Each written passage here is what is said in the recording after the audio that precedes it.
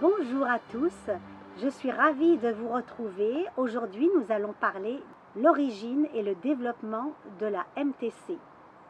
L'origine de la médecine traditionnelle chinoise nous emmène faire un fabuleux voyage au cœur de personnages légendaires qui ont définitivement laissé leurs traces dans la médecine traditionnelle chinoise. La MTC est originaire de l'Antiquité. Au début de la société primitive, vous allez voir comment les êtres humains ont commencé à accumuler des connaissances médicales. Les 3 Augustes et les 5 empereurs.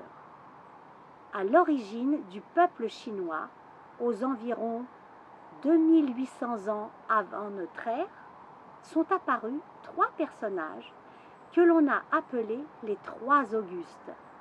Ils étaient considérés comme étant mi-dieu, mi-homme.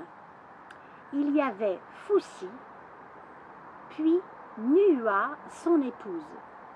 Leur union a donné le peuple chinois, appelé alors les Huaxia Zhesun.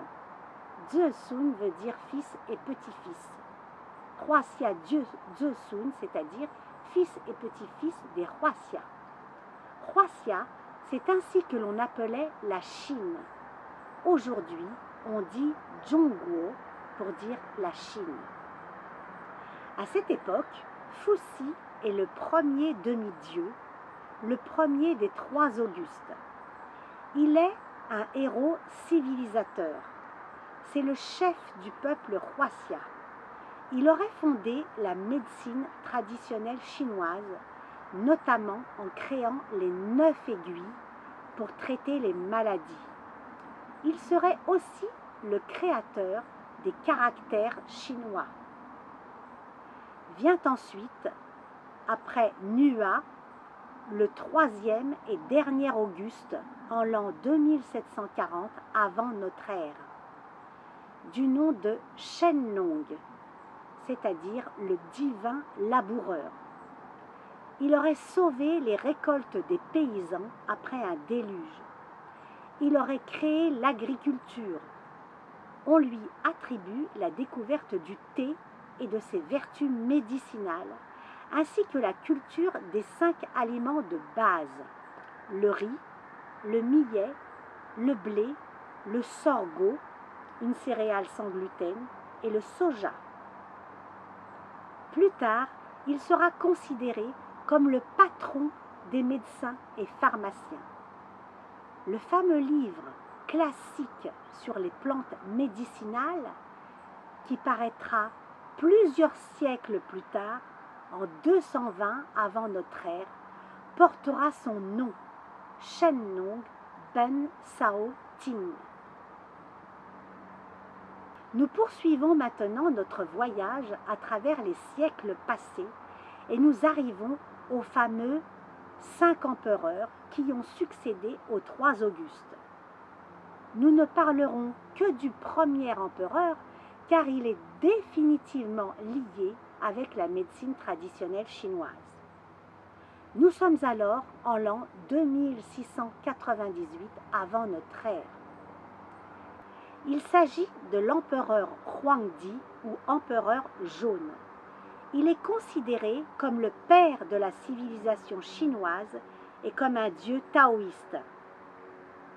Il a réuni les territoires chinois en faisant cesser les guerres de l'époque. Il aurait créé les mathématiques. Il aurait creusé des puits afin que la population puisse s'alimenter en eau. Plus tard, en 220 avant Jésus-Christ, pendant la dynastie des Han, on donnera son nom, Huangdi, au canon de la médecine traditionnelle chinoise, le fameux Huangdi Neitin, le classique interne de l'empereur Huangdi. Concernant les ouvrages qui vont suivre, c'est à partir de fouilles que des chercheurs ont collecté, regroupé, déchiffré, puis compilé certains ouvrages. Des écritures primitives ont été retrouvées sur des os que l'on appelle Tiaguwen, comme des dessins ou inscriptions sur des omoplates d'animaux ou encore sur des carapaces de tortues. Des inscriptions sur des feuilles de bambou, des poteries, des céramiques, des cuivres, des bronzes ou encore, bien plus tard, des inscriptions gravées dans des objets en métal tels que les chaudrons, les fameux chaudrons destinés aux rituels religieux. Par exemple, de 2027 à 771 avant Jésus-Christ, durant 3 dynasties, les dynasties Xia, Shang et Zhou, a été compilé le She Ting ou classique de vers.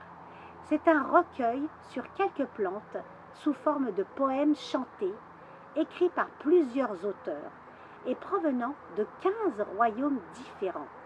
Cet ouvrage mentionne le concept et l'usage de la moxibustion. Autre exemple de cette époque, le Zhou Li, c'est le nom d'un ouvrage dans lequel le roi de l'époque conseille un système de santé à son peuple.